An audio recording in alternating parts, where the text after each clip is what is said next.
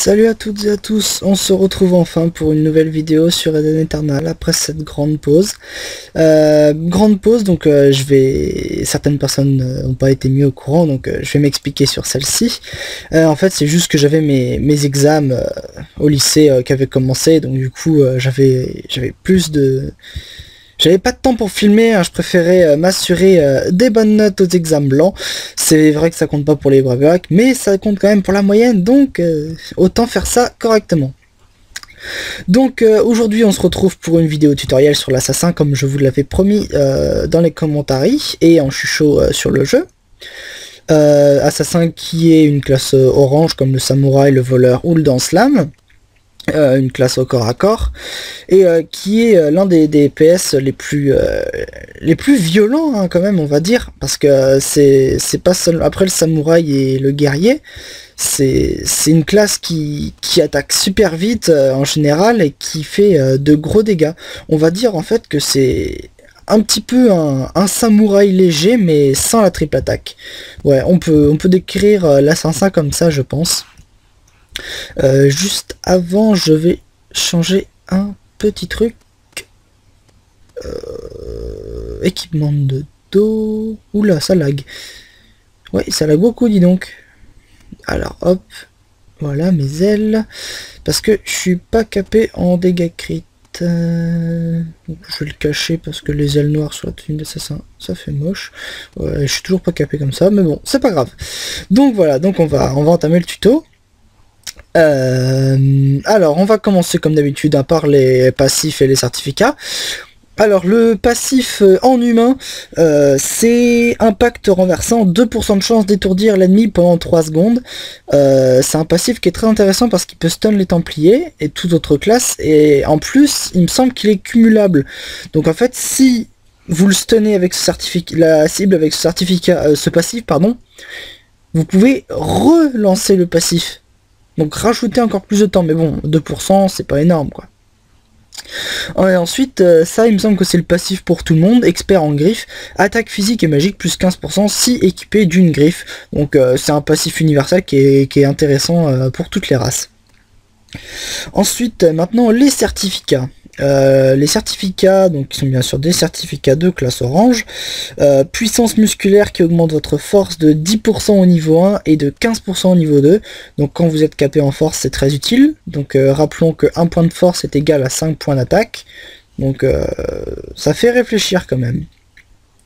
Ensuite vous avez endurance au niveau 1 qui augmente vos PV max de 5%, au niveau 2 de 10%, pratique pour les tanks, je l'ai d'ailleurs mis sur mon templier il me semble, oui voilà, mon templier qui d'ailleurs j'ai changé totalement en ce moment. Et pour finir vous avez énergie défensive au niveau 1, 5% de défense et 10% au niveau 2, qui peut être pratique si vous avez des lacunes au niveau de votre défense. Bon, avant de passer sur les compétences, je vais encore le rappeler une nouvelle fois, donc on va regarder les statistiques de personnages. L'assassin c'est une classe qui fait très mal. L'assassin c'est une classe qui se joue à la griffe. Vous pouvez pas faire, regardez, si j'enlève ma griffe, vous avez vu, tous les sorts sont grisés. Donc vous avez forcément besoin d'une griffe pour les lancer. Et une classe qui attaque très vite. Regardez, là je suis en 7 dégâts crit, 44% de vitesse d'attaque. Bon, c'est vrai qu'à côté, j'ai le certif du corsaire qui augmente de 15%, mais si on le retire, ça fait déjà 30% de base. Avec un 7, plus 0. Et une griffe plus 5, un poignard plus 10. Donc c'est quand même pas mal. Sachant que j'ai aussi ça qui augmente mon agilité. Donc on résume vite fait, elle attaque vite, elle cogne fort, et elle est assez agile au niveau de l'esquive. Donc c'est une classe qui est très polyvalente et qui fait très mal. Certains assassins jouent aussi également au bouclier griffe pour pouvoir en même temps se caper au niveau du blocage. C'est quelque chose à tester. Vu que l'assassin est comme le guerrier, une classe capée au niveau de la force. Donc maintenant on va aborder les compétences. Alors je range la petite fenêtre comme il faut. Voilà. Alors la première compétence qui est Perce Armure. Perce Armure qui est une compétence qui inflige des dégâts et qui diminue le taux de blocage et le taux de parade de la cible pendant 12 secondes. Donc hein, l'animation, voilà, c'est le personnage tape vers le bas. Hein. Rien de très impressionnant. Vous remarquerez que les animations de l'assassin sont pas très flashy, mais bon, il n'y a pas besoin de ça pour savoir qu'il est puissant. Ensuite, vous avez la faiblesse critique, une attaque physique qui augmente les dégâts reçus par la cible de 100% pendant 4 secondes. Donc l'animation est à peu près la même. Hein. Vous pourrez remarquer qu'il y a toujours une espèce de petit bruit bizarre quand vous faites les compétences de l'assassin. Je trouve ça assez agréable à l'oreille. Ensuite vous avez son stun qui est l'assaut, donc comme la charge du guerrier, hein. Boum, et ça stun pendant 3 secondes. Voilà, c'est comme la charge du guerrier. Ensuite vous avez la contre-attaque. Alors contre-attaque qui diminue les dégâts physiques que vous recevez et qui renvoie 30% des dégâts reçus à l'attaquant. Alors dégâts physiques ou magiques ou les deux, je sais pas. Faut voir, c'est peut-être marqué dans l'arbre. Bon, ça doit être pour les deux je pense. Hein. Donc l'animation pas très spéciale une fois encore. Hein. Vous voyez, juste une espèce de petite flamme autour de vous. Mais c'est quand même un sort qui est très pratique. Vous renvoyez 30% des dégâts. Bon, si c'est que sur le physique, c'est quand même fat. Si c'est sur les deux, bah, vous avez jackpot. Hein. C'est un petit peu comme le chaman.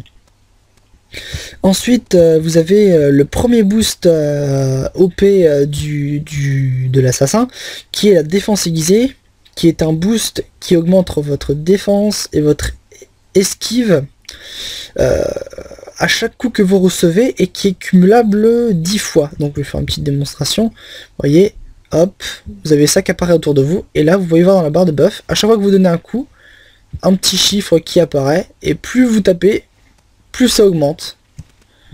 Donc c'est un sort qui est... Si vous voulez résister, bah, c'est pratique, vous voyez. Là, c'est défense plus 7300, esquive plus 420, donc c'est énorme. C'est un sort qui est vraiment bien pour la défense. Mais il dure pas très longtemps, hein, par contre. C'est dommage. Ensuite, vous avez le deuxième sort OP de l'assassin, qui est la charge. Donc c'est le même principe que la défense aiguisée, sauf que c'est l'inverse. Il augmente votre attaque et votre vitesse d'attaque. Donc une fois pareil. Bon voilà, sauf que là le cercle, au lieu d'être bleu comme sur l'autre sort, bah, il est rouge. Donc on continue. On va le monter à 10 si on y arrive avant que le boost disparaît. Voilà, donc là j'ai attaque plus 5260, vitesse d'attaque plus 830. Donc c'est fat quand même, une fois sans monter au niveau 75, ça fait du dégât quoi. Note très importante au niveau de ces deux sorts, ils ne sont pas cumulables. Si vous faites défense aiguisée, ne faites pas charge. En fait, si vous en faites un et que vous faites l'autre après, le premier va s'annuler. Bon, on va attendre. Je vais attendre vite fait. On va taper du mob. Allez, juste pour voir. Vous voyez, bon, j'ai un stuff super minime hein, quand même sur mon assassin, donc vous voyez, c'est pas OP quoi. Il tape pas très fort. Voilà, les sorts sont changés. Donc vous voyez, hop, défense aiguisée. Et maintenant je fais charge, vous voyez, défense aiguisée est partie et charge l'a remplacée. Donc ces deux sorts ne sont pas cumulables. Donc méfiance. Ensuite vous avez la cicatrice de l'esprit. Cicatrice de l'esprit qui est un sort qu'on retrouve chez le pet. Qui est un sort très très pratique contre les heals. En plus l'attaque physique dessus est énorme. Et c'est un anti-heal. La cible ne peut recevoir aucune guérison. Donc contre les heals ou quand vous voulez descendre un DPS en arène, il n'y a rien de mieux. Et en plus il retire un buff positif à l'ennemi au hasard. Donc bah, c'est tout bénef. Donc moi la combinaison... non, je vais finir de présenter les sorts et après je vous proposerai ma combinaison au niveau de l'assassin. Vous avez contrôle de l'esprit, alors qui est un sort qui vous redonne de la vie par seconde. Et qui réduit votre vitesse de déplacement de 30%. Même au niveau 75, il redonne pas beaucoup de vie, donc c'est juste pour régène de temps en temps quoi. Par contre, si vous attaquez, bah, le sort s'annule. Donc, vous voyez, hop, je le fais. J'ai une petite régène par seconde. Je vais pas du tout vite. Et dès que j'attaque, le sort disparaît. Voilà. Et pour finir, vous avez l'intention sans faille. L'intention sans faille, qui est un sort qui augmente votre précision, votre esquive pendant 12 secondes et qui vous immunise à l'immobilisation. Donc voilà, allez hop, une petite immu en plus sur l'assassin. C'est un corps à corps, donc je trouve ça tout à fait normal qu'il ait ce genre de boost sur lui. Donc l'animation, voilà, une sorte de Satan qui apparaît au-dessus de vous. Mais bref, voilà, augmentation de la pression de l'esquive et vous immunise à l'immobilisation. On va finir la présentation des compétences avec le 172. Je sais pas si on peut le voir. Non, on peut pas le voir. Bah c'est pas grave. Je sais juste que c'est un sort qui réduit le mal généré et qui augmente votre défense ou une connerie comme ça, je crois. Bref, c'est pas un sort qui est très pratique. Donc maintenant, on va en venir à la combinaison que je propose pour l'assassin. On va se mettre en situation d'arène. Vous êtes contre des corps à corps. Moi, c'est ce que je fais toujours quand je suis en guerrier. Je commence par être sur la défensive. Donc, on va prendre défense aiguisée en premier. Vous tapez sur les gens. Si vous avez un minimum de DPS, même sans charge, vous allez taper fort. Et une fois que les autres, ils auront bien utilisé tous leurs attaques, leurs boosts et qu'ils seront partis, vous placez charge. Vous mettez votre assaut, votre faiblesse critique et votre perce armure, puis la cicatrice de l'esprit à la fin, je dirais.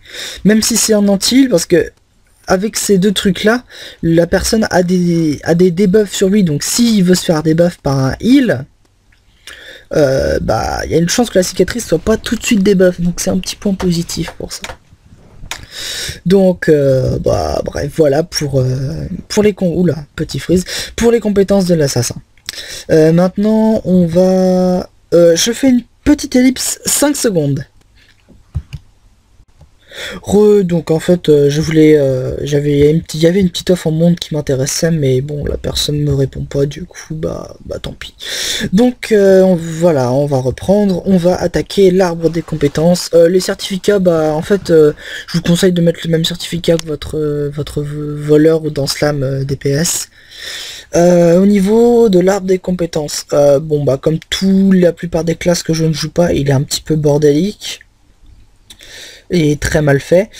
Donc on va prendre les trucs un par un et on va dire oui ou non selon mon avis personnel et l'avis général. Donc en premier on a art de la boxe, attaque magique et physique à la griffe plus 1% par niveau. Donc bien entendu je vous le conseille. C'est de l'attaque, hein, donc forcément c'est positif. Ensuite on a art martial physique à chaque niveau, PV max plus 1%. Alors lui je vous dirais non, mais il permet de débloquer à la charge qui augmente votre bonus d'attaque physique, vitesse d'attaque et d'attaque plus 10% qui pourrait être intéressant. Cependant faut mettre 10 points dans les PV max, donc c'est un peu des pertes. Donc on va dire non. Mais si vous avez beaucoup de points à perdre, oui. Ensuite vous avez danse comme la pierre à chaque niveau, dégâts critiques plus 2%. Oui, si vous avez quelques lacunes au niveau du dégât critique. Moi j'en ai, mais j'ai mis 10 points, allez hop comme ça. Mais faut vraiment que je pense à faire un reset sur beaucoup de classes. Mais là les volumes d'oubli ça coûte la peau des fesses, on va dire. Ensuite on a art martial de base, taux de critique plus 1% par niveau, bien entendu. Taux de critique on prend, hein, je conseille. Et une fois rendu à 10 points, ça augmente les dégâts de assaut de 3% par niveau, donc bien sûr 5 points là-dedans. Je suis tout à fait pour. Ensuite, dégâts, quand vous avez mis 10 points là, dégâts du coup de l'effondrement plus 3% par niveau. Tout ça, ça dépendra de votre dégâts critique, mais honnêtement, je ne pense pas que ce soit utile de mettre des points là-dedans. Ensuite vous avez léger comme une plume à chaque niveau, défense plus 1%. Je ne vous conseille pas. Si c'est juste pour avoir le bonus ici, bon bah 30% c'est déjà pas mal, vu les DPS qui tapent à l'heure actuelle, 30% c'est largement suffisant pour cogner quelqu'un. Ensuite vous avez art martial mental, précision plus 2% par niveau. 10 points pour débloquer la puissance farouche qui augmente les dégâts de la faiblesse critique, plus 3% par niveau. Précision, pourquoi pas, après tout c'est un DPS, il a besoin de précision, donc si vous avez des lacunes en précision et des points à dépenser, vous pouvez les mettre là-dedans, et si vous avez de la chance, ça vous permet de débloquer la puissance farouche, donc on va dire pour. Ensuite vous avez rythme adapté, esquive plus 1% par niveau, une fois que vous avez 5 points dedans, vous débloquez une amélioration au niveau de la défense aiguisée. Donc esquive plus 1% par niveau, pourquoi pas. Il y a des assassins qui jouent esquive, hein. Ça existe. Et puis il faut juste 5 points pour débloquer la technique de défense. Donc on va dire pour. Si vous êtes un assassin esquive, pour. Et si vous avez des points à perdre, pour également. Mais en cas général, non. Seulement si vous avez besoin. Ensuite, Aikido, dégâts critiques reçus moins 1%, ce qui vous permet de débloquer idée fixe si vous avez mis 5 points dans Aikido. Non, j'en vois pas l'utilité honnêtement. Je vois pas trop l'unité. Attends, qu'est-ce qu'il y a en MP là? C'est... Tu as drop les gants. Ah, c'est No Shame. Non, je les sais pas.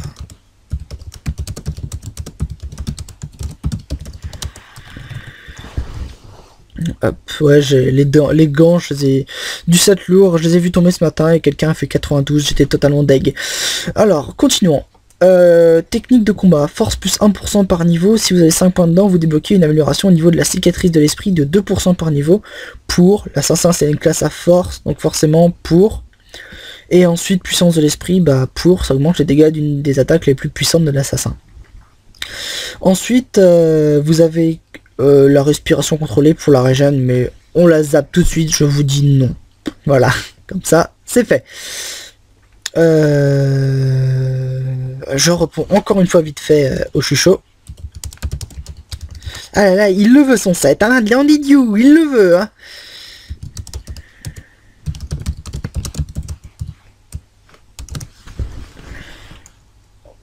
Voilà, bref, bah sur ce, je pense que j'ai tout dit sur l'assassin. Non, j'ai pas dit quel set je conseille.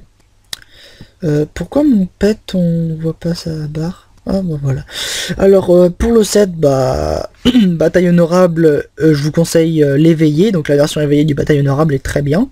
En plus elle vous donne pas mal de vitesse d'attaque il me semble, donc un petit plus pour l'assassin. Donc je conseille 7 dégâts crit comme la plupart des DPS armure légère. Même si les 7 vitesses d'attaque peuvent être très bien si vous arrivez à vous caper en dégâts crit avec vos glyphes et vos anneaux. Donc les deux sets sont très bien, mais mettez pas un 7 vitesse d'invoque guérison générale s'il vous plaît. Parce que là ça vous servira strictement à rien. Voilà.